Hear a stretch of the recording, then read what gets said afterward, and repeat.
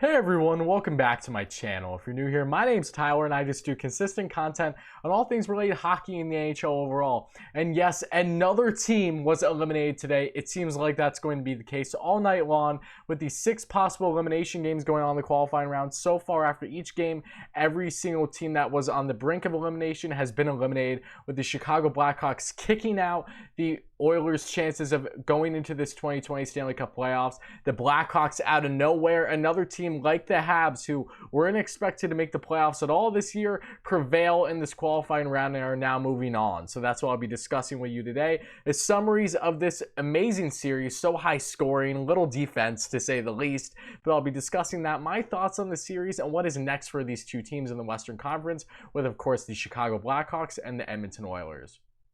But if you are new to the channel, make sure you hit that like and subscribe button if you enjoy this kind of hockey content. I'm so close to 300 subscribers, so any level would really be appreciated. Trust me, you won't regret it. This is only the beginning of a lot of amazing and great things that happen on this channel. But without further ado, let's get right into this video.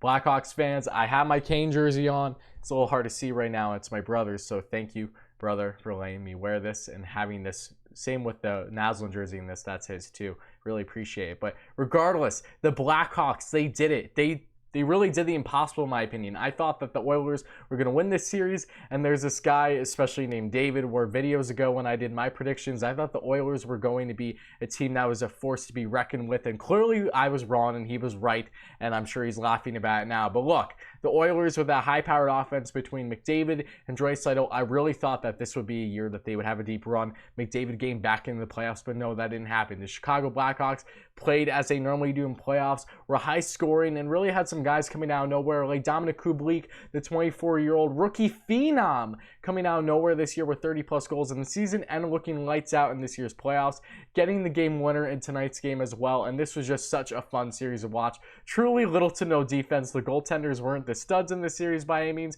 even though Corey Crawford did look strong.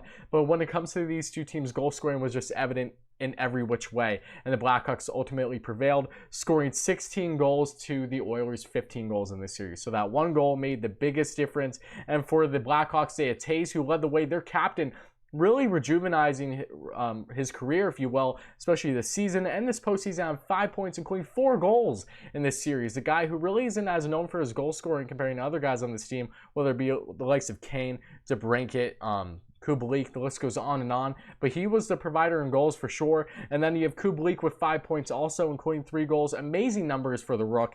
And then you, of course, have Kane and Doc, who Kirby Doc has looked so mature in this series, both of them with 4 points apiece. And then you have Corey Crawford, who had an amazing game today, making some big saves for them in key situations when they need them to. And the Oilers just couldn't get over the hump against them. McDavid and Draisaitl looked great in the series. McDavid, of course, had 7 points, including 5 goals in dramatic McDavid fashion, including a Hattie in one of those games. And Draisaitl, of course, had 6 points. And Ryan Nugent-Hopkins had 7 points, too. But ultimately, the goaltending just wasn't there for the Edmonton Oilers, unfortunately. Between having Mike Smith the first games and then Koskinen in this game, they just couldn't get it done. So I'm interested to see what the Oilers do going forward. I'm a big fan of the Oilers. They're one of the teams I root for in the West, so I'm really interested to see what happens with them going forward. But look, this is crazy. You have the Oilers now, you have the Penguins, you have the Rangers, and at this rate, it looks like it's going to be the Leafs too, all having a chance at that first overall pick this Monday, August 10th, 6 p.m. Eastern time for Alexis Lafreniere. So Alexis is going to go to a very good team on the cusp of playoffs. Just imagine Laf along the side of McDavid or Draisaitl. Oh, same thing with Crosby and Malkin, with the Rangers, Panarin, Zibanejad, the Leafs, Matthews, Tavares. Oh, it gives me a headache just thinking about it because it's ridiculous. But look, the Blackhawks were the better team in this series, no question. They were providing the goals when they needed them to. They stood on their head when it came to goaltending. Crawford wasn't amazing in the series, but he did what he needed to do at the end of the day, and the Grizzle vet is still getting it done. And look, the Blackhawks, we all know what they can do. They know what it takes to win at this playoff-type level. They still have key contributors, whether it be the likes of Duncan Keith, Jonathan Toews, or, of course, Patrick Kane, who can get it done at this playoff level. They've won so many Stanley Cups over the past decade plus, and look, maybe they have another run in them. So they're going into this year's playoffs. They'll be playing against the 4th seed now in this from the round robin in the Western Conference, and it will either be the Colorado Avalanche or the Vegas Golden Knights. Whoever wins in that round robin game tomorrow, I believe, is going to who's going to be facing off against the Blackhawks in that first series. So the Blackhawks definitely have their work cut out for them. Don't get me wrong. They're, especially against Colorado, because they did not fare well against Colorado at all during the season, but this is basically a new season coming back 4+ months later. So I'm very interested to see what happens. Blackhawks fans, you have to be stoked. Let me know in the comments below, how hyped are you and who would you prefer to see go up against you in that first round of playoffs? I would love to hear it, but congrats guys, you deserve it. And look, I know a lot of people are going to bash the Hawks, I understand, but they have just always been good in key games. That's just as simple as it is, and I fully expect them to do just that going forward in this year's playoffs. And the Oilers, while I am upset to see the Oilers out of it, I really thought they would have a strong chance this year with McDavid and Draisaitl, etc.